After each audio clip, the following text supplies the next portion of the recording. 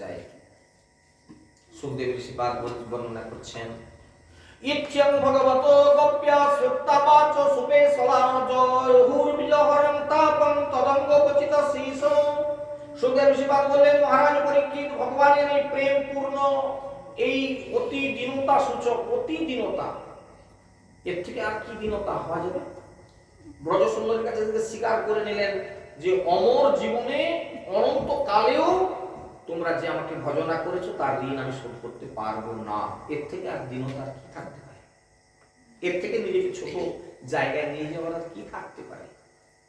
এই জন্য বলছেন, নিজের দীনতা সূচক সুমধুর বাক্য শ্রবণ করে গোপীদের হৃদয়ে বিরহজনিত যে জ্বালা ছিল এতক্ষণ ধরে, সেই জ্বালা তাদের একেবারে নিরাময় হয়ে গেল। দেখুন, যদি ভগবানকে স্বীকার করাতেন যে আমি ঠিক আছে, আমি ক্ষমা চাইছি, তোমাদের কাছে ভুল হয়ে গেছে, এর দ্বারা কি অন্তরটা পরিষ্কার হতে পারত?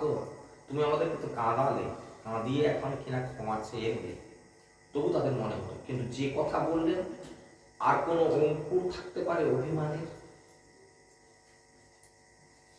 কি অদ্ভুত জায়গা দেখুন।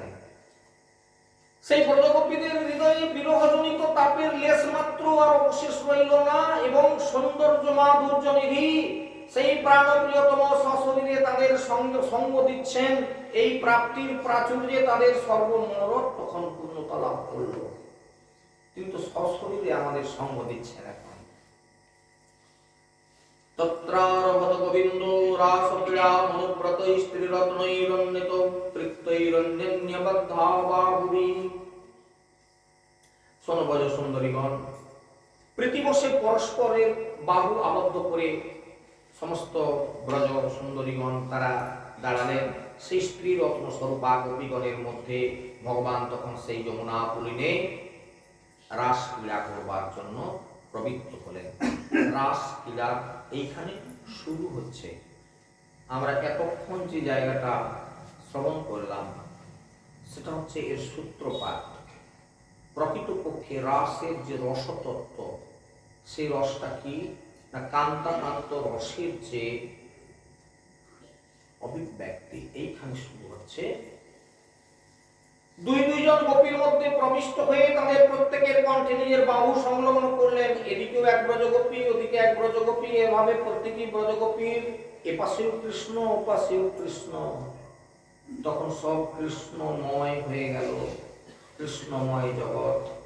প্রত্যেক গোপীর পাশেই একজন করে শ্রীকৃষ্ণকে দেখা যেতে লাগলো, এবং তারা সকলেই মনে করতে লাগলেন যে কৃষ্ণ তারই সন্নিকটে আছেন, এবং মণ্ডলাকারে অবস্থিত সেই গোপলনাগণ সহ শ্রীকৃষ্ণের দিব্যজ্জ্বল দীপ্তিতে শোভায়মান অপরূপ রাস উৎসব শুরু হয়ে গেল।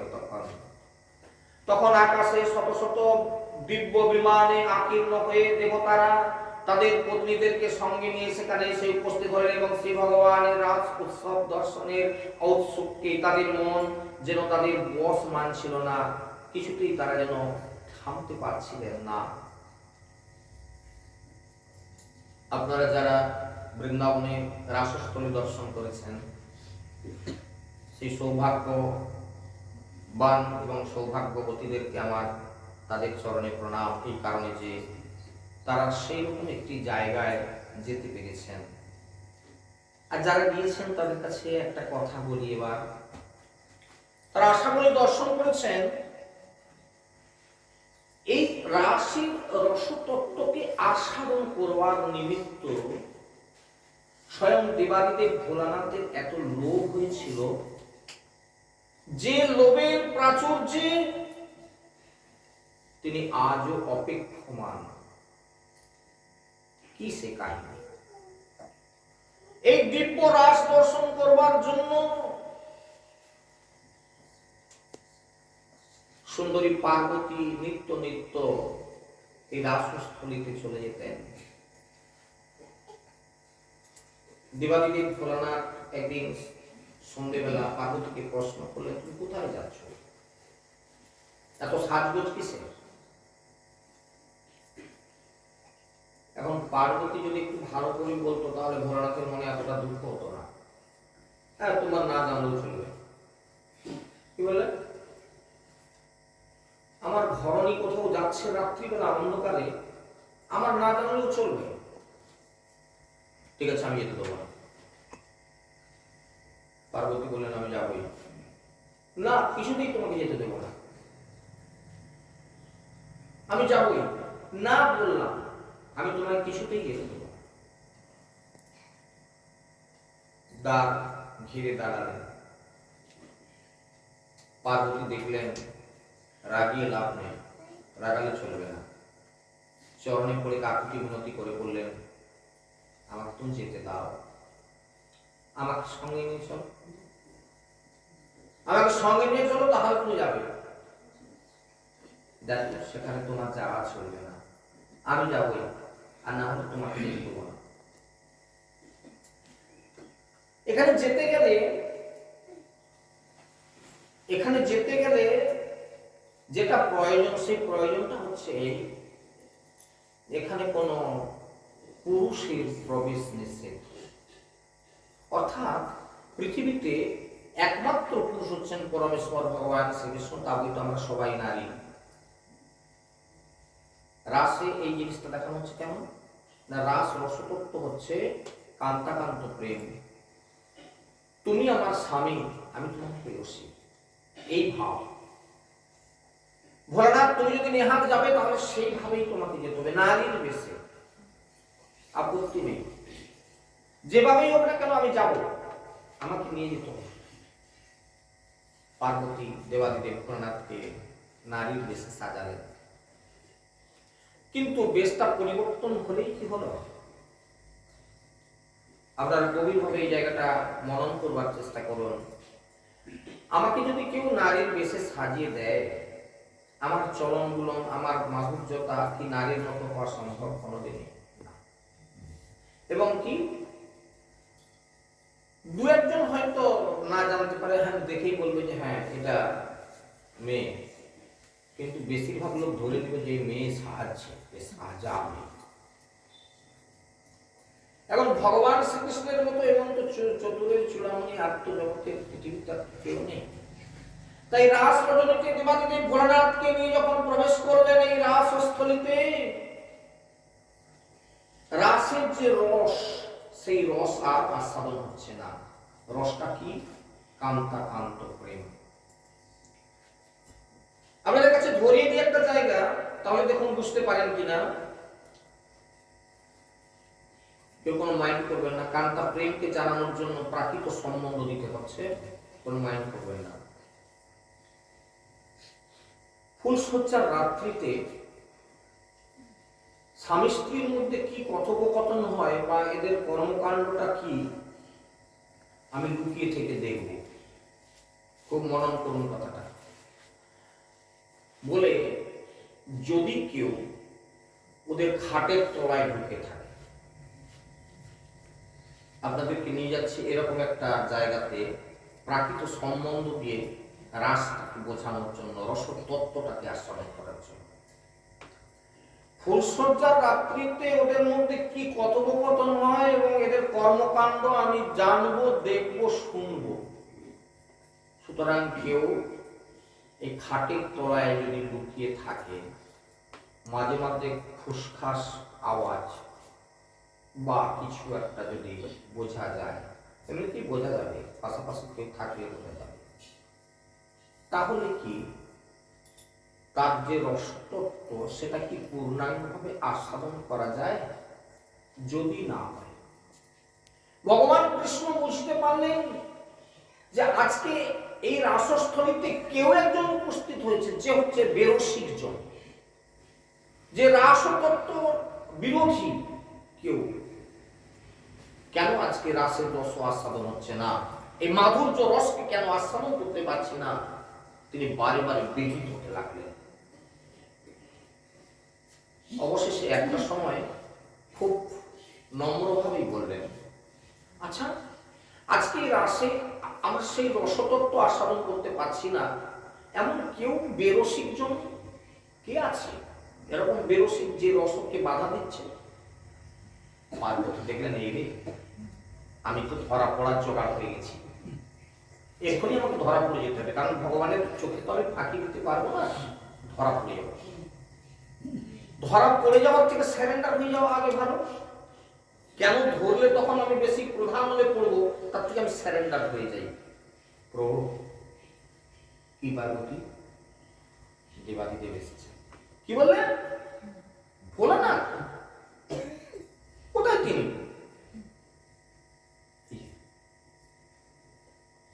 একই ভোলানাথ, তুমি এখানে আসতে গেলে কেন? প্রভু আমার বড় লোভ হলো, আমি সেই লোভ আমি সংবরণ করতে পারলাম না, তাই তো এসে পড়লাম। ভোলানাথ তুমি বড় ভুল করেছ। দেবাদিদেব ভোলানাথকে ভগবান বললেন তুমি ভুল করে ফেলেছ। কি ভুল? এই রাসের রসকে আস্বাদন করলে আসলে এই আস্বাদন করার মতো আমাদের যে দৃষ্টিভঙ্গি দরকার, আমাদের যে মানসিকতা দরকার, সেটা যদি তৈরি না হয় তাহলে রাস ও রসতত্ত্ব উপলব্ধি হবে না। এই জন্য ধীরে সুস্থে কয়েকদিন ধরে এই রসকে পরিবেশন করার জন্য একটু সচেষ্ট হয়ে দেখলাম। তবে আমাদের তো সেই অধিকার নেই, যে কারণ আপনাদের হয়তো আমি সেই জায়গায় নিয়ে যেতে পারলাম না, হয়তো আমার প্রচেষ্টা বিফল হতে পারে।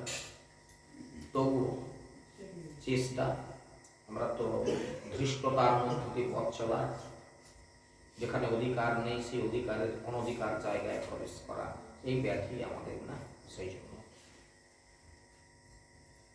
ভোলানাথ তোমার এই ইচ্ছা পূর্ণ হবে না। সে কি? এই ইচ্ছা তোমার পূর্ণ হবে না, তোমাকে অপেক্ষা করতে হবে। এই মুহূর্তে হবে না, অনেক দেরি হবে। তবে এইভাবে তুমি রাস দর্শন করতে পারবে না।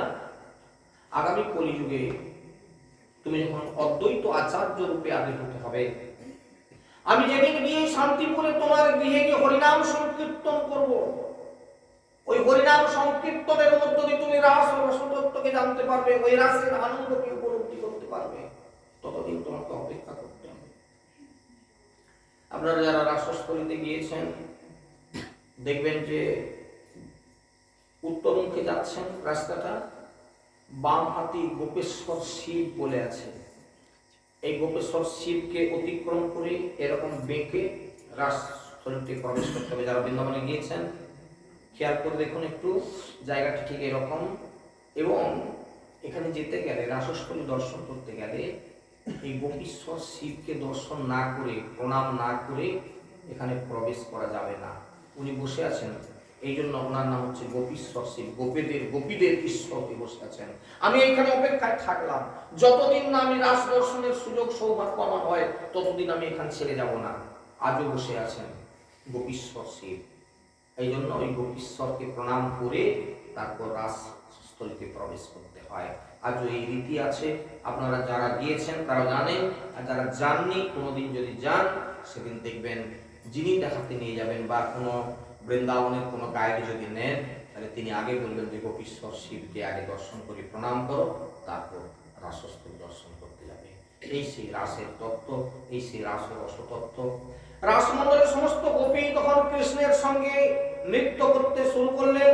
তাদের হাতের বলয়, পায়ের নপুর বাজতে লাগলো এবং রসনার কিঙ্কিনিগুলি তালে তালে বাজতে লাগলো। অসংখ্য গোপীরা অসংখ্য অসংখ্য অলঙ্কারের শব্দ মিলিত হয়ে একটা বিপুল ধ্বনি উত্থিত হতে লাগলো। সেই নৃত্য পরায়ণা গৌরবর্ণা ব্রজ সুন্দরীগণের মধ্যে ভগবান শ্রীকৃষ্ণ তখন এক অপূর্ব শোভা ধারণ করেছিলেন। মনে হচ্ছিল যেন অগণিত উজ্জ্বল হেমকান্তির মধ্যে জ্যোতির্ময় নীলকান্তমণি ভগবান শ্রীকৃষ্ণ এই রূপে তিনি যেন দীপ্তিপাত ছিলেন। এই রাস নৃত্য সম্পর্কে অনেক কথা আছে, আমার সময় শেষ হয়ে এসেছে, খুব বেশি নেই, এর মধ্যে সেই কথাগুলো বলা যাবে না। পৃথিবীতে আজ পর্যন্ত যতগুলো নৃত্য, যতগুলো তাল সৃষ্টি হয়েছে, সব এই রাসস্থলী থেকে সৃষ্টি হয়েছে। ব্রজগোপীরা ভগবানের সঙ্গে এই নৃত্যে প্রতিযোগিতা করছেন। তোমরা তো নাচছো ব্রজ সুন্দরীগণ, তো দেখো নাচ আমাদের পায়ে তো নপুর আছে, কিন্তু নপুরের ধ্বনি হবে না, এরকম নাচ করে দেখা হবে। আর নাকের নোলকটাও যেন না দুলে, নাকের নোলক আছে দুলবে, এটাও দুলবে না, পায়ের নপুরও বাজবে না, অথচ নাচবে। নাচ তো দেখি।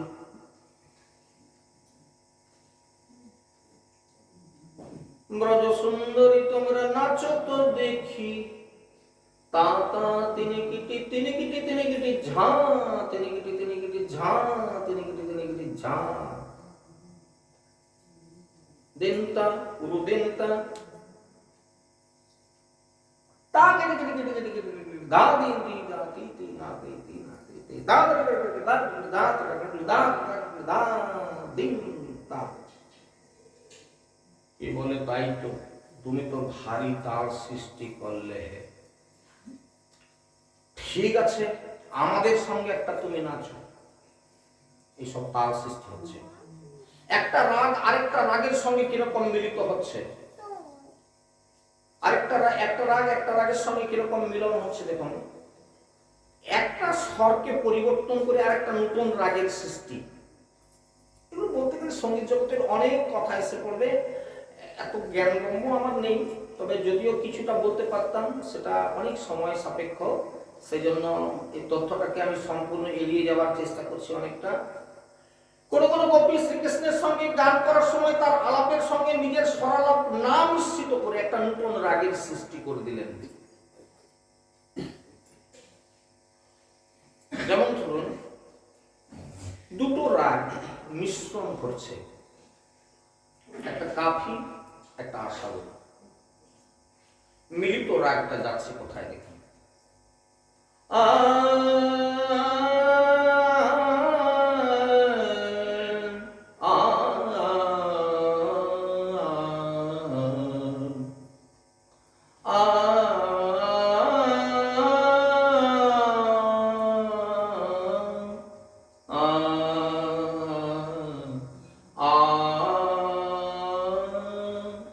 দুটো রাগ মিলে গেল, আশাবরী আর কাফি মিলিত হয়ে একটা নতুন রাগ সৃষ্টি করলেন ব্রজগোপীগণ, যে রাগটার নাম জৌনপুরী। বড় জোর একটা কথা দিতে পারি, আজকে এরকম একটা মিলিত রাগের উপরে আমরা হরিনাম করবো, কেন এই হরিনামের মধ্য দিয়ে আমরা রাসকে আস্বাদন করবো। একটু বেশি সময় ধরে আমরা হরিনাম সংকীর্তন করবো, কেননা রাস রজনীতে আজকে আমাদের রাস উৎসব শেষ হচ্ছে আজকে যেহেতু, সুতরাং আজকে আমরা বেশিক্ষণ ধরে তো এই রাগের আলাপে আজকে আমরা সঙ্গীতটা পরিবেশন করে এই রাসকে আমরা সমৃদ্ধ করার চেষ্টা করব। তো শ্রীকৃষ্ণ কোন এক গোপীর কাঁধে নিজের বাহু স্থাপন করেছিলেন এবং অঙ্গ স্বভাবতই পদ্মগন্ধযুক্ত, এবং তদুপরি বাহুতে চন্দনের প্রলেপন ছিল। সেই সুগন্ধে সেই গোপীর সারা অঙ্গে রোমাঞ্চ দেখা দিল। তখন সেই গোপী কি করলেন না, ভগবান শ্রীকৃষ্ণের সেই বাহুতে চুম্বন করলেন। নৃত্যকালে কোন গোপীর দোলায়মান কর্ণকুণ্ডলের দীপ্তিতে গন্ধস্থল উৎপাদিত হতেছে, মানে গোলাতে এমন হাতটা দুলছে চিকচাক চিকচাক, মানে সে তাতে আলো পড়ে সারা বক্ষস্থলটা যেন ঝিকঝাক ঝিকঝাক করছে। তিনি সেই গন্ধস্থলে শ্রীকৃষ্ণের গন্ধস্থল সংলগ্ন করলেন এবং ভগবান নিজের চরিত তাঙ্গুল, মানে দুটো দেহ তখন এক হয়ে গেল। গন্ধস্থল এক, দুটো গলা যদি এক জায়গায় লেগে যায় কি হবে? ভগবান শ্রীকৃষ্ণ তার মুখের চর্বিত তাম্বুল ওই গোপীর মুখের মধ্যে দিয়ে দিলেন। তার সারা শরীরে কৃষ্ণ প্রেম জনিত কারণে একেবারে দীপ্তি ফুটে উঠলো, সারা অঙ্গে অষ্টসাত্ত্বিক ভাবে উদয় হয়ে গেল। কোন গোপী নৃত্য সহ গান করছিলেন, তার নকুর এবং মেখলা রুনুঝুনু শব্দে বাজছে ছিল। পরিশ্রান্ত হয়ে তিনি এত পরিশ্রান্ত হলেন নাচতে নাচতে, তখন শ্রীকৃষ্ণের কাঁধে মাথাকে রেখেছিলেন। ভগবান কৃষ্ণ তার কাঁধের উপরে তার মাথাটাকে, যেন বাচ্চা ঘুমোচ্ছে তাকে কাঁধে ফেলিয়ে দিলেন। ঠিক তেমনি ভাবে ব্রজ সুন্দরীগণ সেই রকম আদর পেতে লাগলেন ভগবান কৃষ্ণের কাছ থেকে।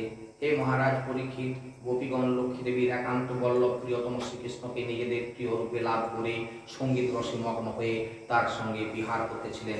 ভগবান নিজের বাহু দ্বারা তাদের কণ্ঠ ধারণ করেছিলেন। তাদের সৌভাগ্য স্বয়ং লক্ষ্মী দেবীর তুলনায় কোনো অংশেই কম ছিল না। এমনি ভাবে সেই নিখিল ব্রহ্মাণ্ডের মালিক ভগবান শ্রীকৃষ্ণ আজকে রাস মহারাস আস্বাদন করছেন।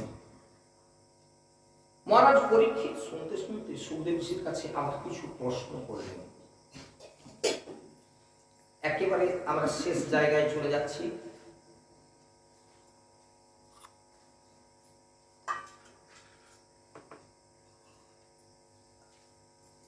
রাজা পরীক্ষিত প্রশ্ন করলেন, হে ঋষিপাদ, আচ্ছা ভগবান এরকম একটা লীলা করতে গেলেন কেন?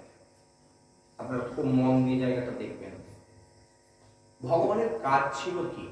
আমরা গীতাতে 4th অধ্যায় জ্ঞানযোগ প্রসঙ্গে কি দেখলাম? যদা যদা হি ধর্মস্য গ্লানির্ভবতি ভারত অভ্যুত্থানমধর্মস্য তদাত্মাनं সৃজন্যং পরিত্রাণায় সাধূনাং বিনাশায় চ দুষ্কৃতং ধর্ম সংস্থাপনার্থায় সম্ভবামি যুগে যুগে। কি কারণে ভগবান আসেন? যদা যদা হি ধর্মস্য গ্লানির্ভবতি ভারত, যখন যখন ধর্মের নামে গ্লানি উপস্থিত হয় আর যখন যখন সাধুদিগের উপরে অত্যাচার নেমে আসে, ঠিক তখন তখন ভগবান এই ধরার, এই পৃথিবীতে, এই মাটির ধরাতলে তিনি নেমে আসেন। এসে কি করেন? কাজ কি কি? 3টি কাজ করেন। প্রথম কাজ কি? প্রথম কাজ হচ্ছে পরিত্রাণায় সাধূনাং, আগে সাধুকে তিনি পরিত্রাণের জায়গায় নিয়ে যান। 2 নম্বর কাজ হচ্ছে বিনাশায় চ দুষ্কৃতং, 2-4 ঘা মেরে ছেড়ে দেওয়ার জন্য নয়, বিনাশ সাধন করে থাকেন দুষ্কৃতকারীদের। এটা যুগে যুগে ভগবান করে এসেছেন। 3 নম্বর যে কাজ, সেটা হচ্ছে এই দুষ্কৃতির আগমনে যে ধর্মটা বিলুপ্ত হয়ে গেছিল সেই ধর্মটার পুনঃস্থাপন। এই কাজ গীতাতে কেন বলা আছে? আপনাদের মনে প্রশ্নটা জাগে কিনা দেখুন তো এবার। যদি তোমার এই সব কাজ, তাহলে কতগুলো পরের ঘরণীকে নিয়ে তুমি এই নাচ শুরু করলে, তোমার কি কারণ? মহারাজ পরীক্ষিত এই প্রশ্ন করলেন।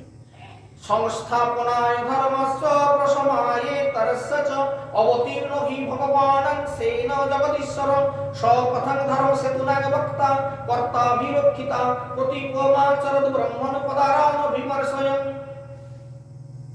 মহারাজ পরীক্ষিত জিজ্ঞাসা করছেন, ভগবান শ্রীকৃষ্ণ তো জগতের অধীশ্বর, নিজের অংশ বলরাম সহ তিনি ধর্ম সংস্থাপন এবং অধর্মের বিনাশের জন্য তিনি অবতীর্ণ হয়েছিলেন। হে ব্রহ্মনিষ্ঠ মহাত্মা, তিনি ধর্ম মর্যাদার রচয়িতা, প্রবক্তা, রক্ষাকর্তা হয়ে তার বিপরীত কাজ করলেন নাকি? নারীদেরকে রক্ষা করার কাজ ছিল, তা না করে কতগুলো রমণীকে নিয়ে তিনি নৃত্য করতে আরম্ভ করলেন, তাদের ঘর দুয়ার ছাড়িয়ে, তাদের স্বামী পুত্র ত্যাগ করিয়ে তাদেরকে নিয়ে এরকম কাণ্ড একটা করলেন। এটা কি কথা? তাছাড়া ভগবান যদুপতি তিনি তো আত্মকাম, তার তো কোনো কামনা বাসনা ছিল না, তিনি তো আত্মার নাম, তিনি আত্মাতেই খুশি থাকেন, নিজের মধ্যেই তিনি খুশি, কাউকে তো দরকার নেই। তাহলে এরকম লীলা করলেন কেন? হে ব্রতনিষ্ঠ মুনিবর, আমার এই সংশয় আপনি দূরীভূত করুন। একেবারে আমরা রাসলীলার শেষে এসে মহারাজ পরীক্ষিতের এই প্রশ্নের মুখোমুখি। সুখদেব ঋষিপাদ কি উত্তর দিলেন? উত্তর দিচ্ছেন সুখদেব ঋষিপাদ। ধর্ম ব্যতিক্রম দৃষ্ট ঈশ্বরাণাং চ সাহসং তেজীয় সান্য দোষায় বন্যে সর্বভুজো যথা। সুখদেব ঋষিপাদ বলছেন, দেখুন, সূর্য, অগ্নি প্রভৃতি ঈশ্বর এরা হচ্ছে সমর্থ পুরুষ। এরা কখনো কখনো ধর্মের উল্লঙ্ঘন করেন, হঠকারিতা করেন এবং করতে দেখাও গেছে। তেজস্বী পুরুষদের পক্ষে এইগুলি দোষাবহ নয়। আর এই কথা বললে আপনার এক্ষুনি আমাকে গলাটা টিপে ধরবেন, ও তোমার গায়ের জোর আছে বলে লোকের ঘরে মেয়ে ছেলে নিয়ে দিয়ে তুমি ঘরে নাচ করবে নাকি? আপনাদের প্রশ্নটা হয়ে যাবে হঠাৎ করে, তবে এই মুহূর্তে প্রশ্ন করবেন না, আমার উত্তরটা শেষ করবার প্রশ্ন করবেন। আমি কিন্তু কথার মধ্যে একটা কথা বলেছি, সেটা হচ্ছে সমর্থ পুরুষ। সমর্থ বলে ওই সমর্থ নয়, লোকের বাড়িতে একটা মেয়েকে টেনে নিয়ে চলে যাওয়ার মতো সমর্থ নয়। কি? ভগবান তো একজনকে নিয়ে যাননি, সহস্র সহস্র গজগোপী। যদি আপনি সমর্থ পুরুষ হয়ে থাকেন তাহলে এইরকম করে দেখান। তারপরেও আমি নিউট্রাল আছি। এত সব কাণ্ড করার পর ভগবান কৃষ্ণের নামে কেউ কলঙ্ক লেখন করেছেন না। আপনি ওটা করে দেখান যে আমি এত কাণ্ড করে দেওয়ার পর আমাকে কেউ কলঙ্ক দিচ্ছে না। রাস্তায় বেরোলেই মারতে আসছিল, তাহলে কি বুঝবেন? রাস্তায় বেরোলেই লোক বলে এই সেই ছুঁচা, কি বুঝলেন? তাহলে আপনি প্রকৃতপক্ষে সেই সমর্থ পুরুষ নন। এই জন্য বলা হচ্ছে যে সেরকম সমর্থ পুরুষের পক্ষে এগুলি কখনো দোষাবহ নয়। যেমন অগ্নি সর্বভূক হলেও তার জন্য তার কোনো কলঙ্ক হয় না, সে সর্বভূক। কি না খায়, আগুনে কি না খায় বলুন? যা পাবে সবকে পুড়িয়ে দেবে। কি এমনকি মানুষ মারা গেলেও পর্যন্ত তাকে পুড়িয়ে ছাই করে দিচ্ছে। তা আপনারা আগুনকে দোষ দিবেন না। তুমি ভোগ রান্নায়ও সেই তুমি, ভগবানের জন্য ভোগ রান্না করবে সেই তুমি। ব্রাহ্মণেরা চরু রান্না করে পৈতা দিবে যখন, মানে তার হোম যাগ করবে, সেই চরুটা রান্না করবে তাই তুমি। লোক বিড়ি খাবে তাই তুমি। ভোলানাথ এরকম লাগাবে তাই, ভোলানাথ এরকম আগুন লাগাবে তাইও তুমি। হ্যাঁ, তুমি কেমন লোক? কিন্তু না, অগ্নির কাজই হচ্ছে পোড়ানো, তাই সে সবকিছু পোড়াতে পারে, সবকিছুকে পোড়াতে পারে। সেজন্য তার নামে কোনোদিন কলঙ্ক দেওয়া যাবে না। যার সামর্থ্য নেই তার পক্ষে এই ধরনের কাজ করা তো দূরের কথা, মনের মধ্যে আনাটাও উচিত নয়। বাস্তবে আচরণ তো দূরের কথা, মূঢ়তার বশে যদি কেউ এরকম আচরণ করে সে বিনষ্ট হয়ে যায়। ভগবান রুদ্র যেমন দেবাদেব ভোলানাথ সমুদ্র মন্থন কালে বিষ উঠল, দেবতারা বলে আমরাও বিষ নিব। মানে প্রথম থেকে কন্ডিশন হচ্ছিল যে ভাগাভাগি করে নিব, যা উঠবে তোমরা একটা নিলে, তারপর আমরা একটা নিলাম, আবার তোমরা একটা নিলে বা দুটা নিলে, আমরা আবার একটা দুটা নিলাম, এরকম। কিন্তু যখন বিষ উঠে পড়লো, বিষ দেবতারাও বলে আমরা বিষ নিতে পারবো না, অসুররা বলে আমরা কেন নিতে যাবো, তোমরা এবার লাও বিষ। কাকু তো নিতে হবে, না হলে যাবে কোথায়? সমুদ্র মন্থনে বিষ উঠছে। দেবাদিদেব ভোলেনাথ বলে আছে ঠিক আছে আমার। ভোলেনাথ কি করলেন না, সেই কঠিন কালকূট বিষকে পান করলেন, যে বিষকে পান করে গলাটা তার নীল হয়ে গেল, বিষের জ্বালায় নামটা হয়ে গেল নীলকণ্ঠ। তোমরা এরকম বিষ পান করে দেখাও যে ম্যাটার সেটা এক ফাইল খেয়ে, তারপরে আবার এই কথা বলতেছি বলে আবার কালকে কেউ টেস্ট করে দেখবেন, দেখে বাবাজিরা মার মাটিয়ে পড়বেন, তুমি তো শিকারে এরকম এরকম তো করবেন না। হাত জোড় করে ক্ষমা চাইছি বাবা। তো সেই জন্য তাহলে কি না, এটা যেমন আমাদের সামর্থ্য নেই, সেটা দেবাদিদেব ভোলানাথের পক্ষে সম্ভব। আমরা এক বিন্দু বিষকে আমরা কখনোই হজম করতে পারবো না। সেই জন্য অন্য কেউ যদি সেটা করতে চায় তাহলে সে তৎক্ষণাৎ ভস্মীভূত হয়ে যাবে। এই জন্য এই ধরনের সমর্থ পুরুষদের বচন সত্য বলে জেনে নিজের অধিকার বুঝে তার জীবনে অনুসরণ করা উচিত। রাস থেকে যে শিক্ষাটা আমাদেরকে দিল, ঈশ্বরানাং বচা সত্যং তথৈবা চরিতং কচিত তেসাং যৎসবচো যুক্তং বুদ্ধিমান তত সমাচরে।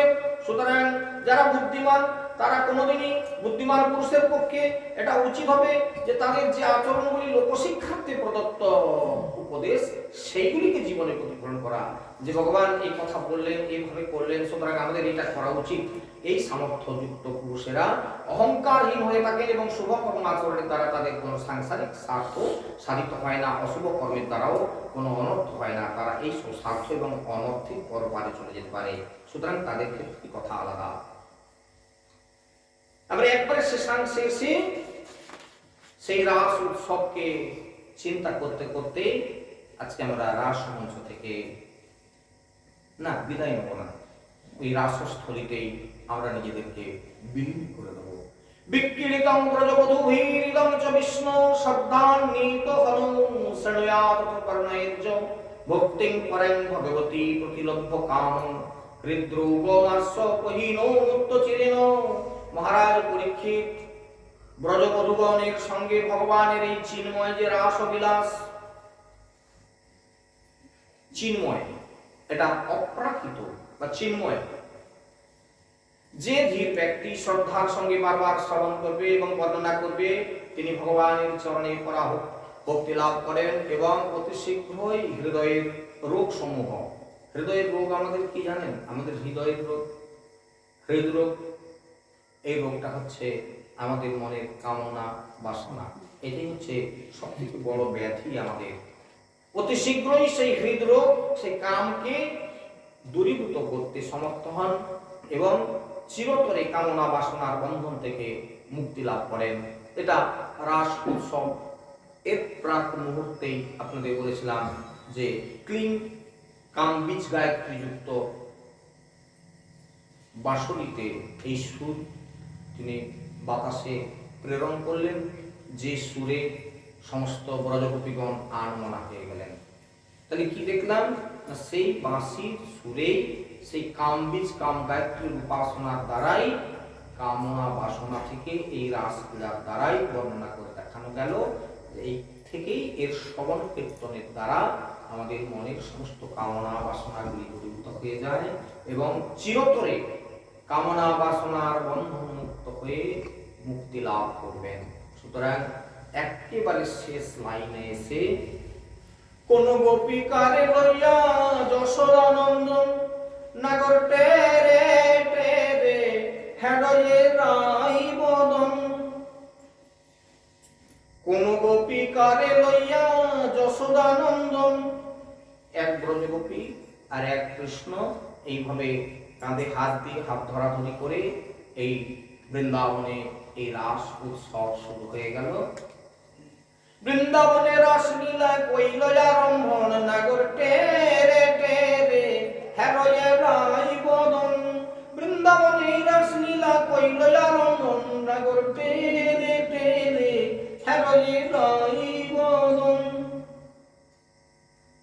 इति श्रीमद्भागवते महापुराणे परमहंस संहितायां दशम स्कन्धे पूर्वार्धे रासक्रीडा वर्णनं नाम त्रयस्त्रिंशः अध्यायः। नमो भगवते वासुदेवाय। एकमेकं श्रीमद्भागवत कथामृतनानि पुण्यवदन करुण गौरवनिताय गौरप्रेमानन्दे हे कृष्ण करुणा सिन्धु दीनबन्धु जगत्पते गोपीश्वर गोपिका कान्त राधा कान्त नमस्ते तप्तकाञ्चन गौराङ्गी राधे वृन्दावनेश्वरी शोभानुसुताङ्गे जगदमा